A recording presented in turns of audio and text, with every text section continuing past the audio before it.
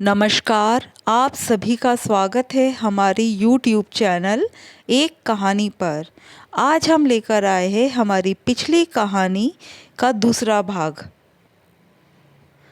निधि घर में घुसती है तो देखती है कि समीर गुस्से में बैठा हुआ था, जबकि सास शकुंतला जी और सुप्रिया सोफे पर बैठी हुई थी। पर उसे सबसे ज़्यादा हैरानी ये देखकर होती है कि उसके भैया भाभी भी वहाँ पर बैठे होते हैं, जो बड़े गुस्से से निधि की तरफ देख रहे थे। निधि को एहसास तो हो जाता है कि ज़रूर इन्हीं लोगों ने भैया भाभी को यहाँ बुलाया है, वरना आज उसकी शादी को 5 महीने हो गए हैं, पर अपनी मर्जी से दोनों कभी मिलने भी नहीं आए, और आज फिर अचानक। पर फिर भी निधि खुद को संयत करके बोली, भैया आप यहाँ आज अचानक, आखिर कैसे आना हुआ? इससे पहले कि भैया कुछ कहते, भाभी उस पर चिल्लाते हुए बोली, क्या इसी दिन के लिए तुम्हारी शादी की थी कि तुम हमें अपने ससुराल वालों के सामने बेइज्जत करो? अच्छा नाम कमा रही हो ससुराल में। निधि ने शांतिपूर्वक अपनी भाभी से कहा, भाभी हम आराम से भी तो बात कर सकते हैं। आखिर बात क्या है जो आप इस तरह से मुझे सुना रही है? निधि की बात सुनकर उसकी सास शकुंतला जी भी बीच में ही बोली, देखा कितना त्रिया चरित्र दिखा रही है आपकी बहन। राम राम राम, पूछो इससे इतनी देर से कहा थी, भला ये ससुराल में रहने वाली बहुओं के लक्षण है? उनकी बात सुनकर निधि का दिमाग घूमने लगा। मन ही मन वो सोचने लगी कि ये औरत बात को कहाँ से कहाँ लेकर जा रही है। यहाँ मेरे चरित्र से संबंधित कोई बात ही नहीं थी, पर फिर भी। इतने में समीर हाथ जोड़कर खड़ा हो गया और उसके भाई भाभी से बोला, मुझे माफ़ कीजिए, आप अपनी बहन को यहाँ से ले जा सकते हैं। मुझसे जितना निभ सकता था मैंने निभा लिया, अब मैं बर्दाश्त नहीं कर सकता। यह तो उसका रोज़ का है, ऑफिस का तो सिर्फ नाम है, पर पता नहीं कहाँ कहाँ मौज मस्ती करती फिरती है, और यहाँ मेरी माँ और बहन घर के काम काज में लगी रहती है। क्या इसी दिन के लिए मैं इसे यहाँ लेकर आया था? अरे नहीं नहीं समीर जी, हमारी बात तो सुनिए। हम समझाते इसे अभी, अगर नहीं समझी तो 2 थप्पड़ लगाकर समझाएंगे इसे, पर आप थोड़ी शांति बनाए रखो। भाभी बीच में ही बोली।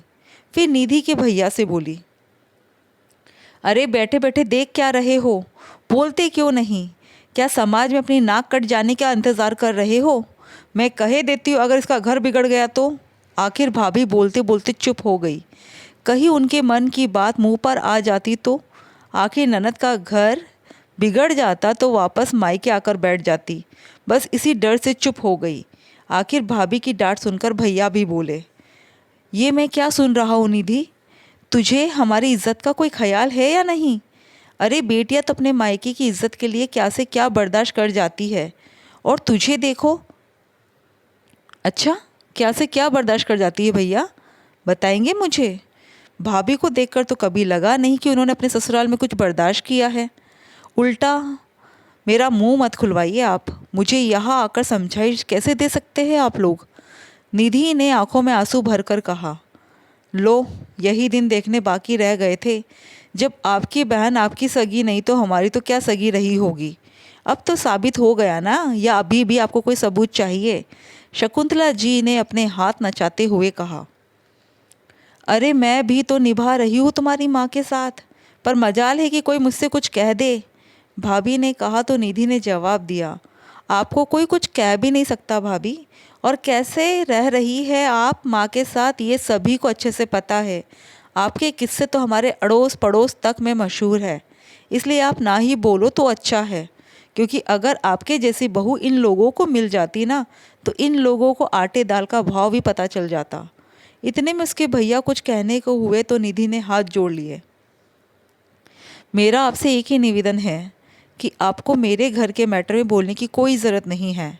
जो अपनी माँ के लिए नहीं बोल पाए वो मेरे लिए क्या बोलेंगे? भैया माफ़ करो, पर मैं अपना खुद देख लूँगी।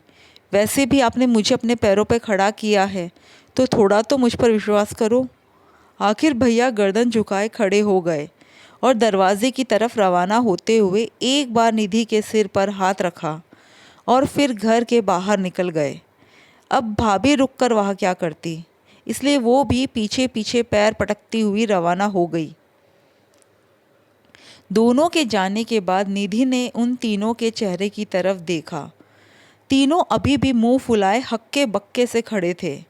निधि ने बड़ी ही शालीनता से कहा, आप लोगों को क्या लगता है मुझे बोलना नहीं आता? ये आप लोगों की बहुत बड़ी गलतफहमी है। ये मेरी माँ के संस्कार है कि मैं चुप हूँ। मैं इस रिश्ते को शांतिपूर्वक निभाना चाहती हूँ, पर इसमें आप सभी के सहयोग की ज़रूरत है। पर मुझे लग रहा है कि ये रिश्ता सिर्फ मैं निभा रही हूँ। आप लोग तो शायद मुझे इस घर में रखना भी नहीं चाहते। इसलिए आप लोगों ने आज मेरे चरित्र पर भी उंगली उठा दी। पर आप लोग भूल रहे हैं कि जो औरत बर्दाश्त कर सकती है, जब वो अपनी वाली पर आएगी तो क्या से क्या कर जाएगी, इसका आपको अंदाज़ा भी नहीं है। अगर मेरे चरित्र पर उंगली उठाई ना तो मैं जवाब ज़रूर दूंगी। कहकर निधि कमरे की तरफ जाने लगी तो समीर ने उसका हाथ पकड़ लिया। आखिर समीर, शकुंतला जी और सुप्रिया का इन सब के बाद क्या रिएक्शन था? क्या उन लोगों ने अपने किए की माफ़ी मांगी या फिर निधि के साथ कुछ गलत हुआ?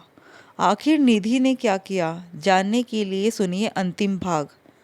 धन्यवाद।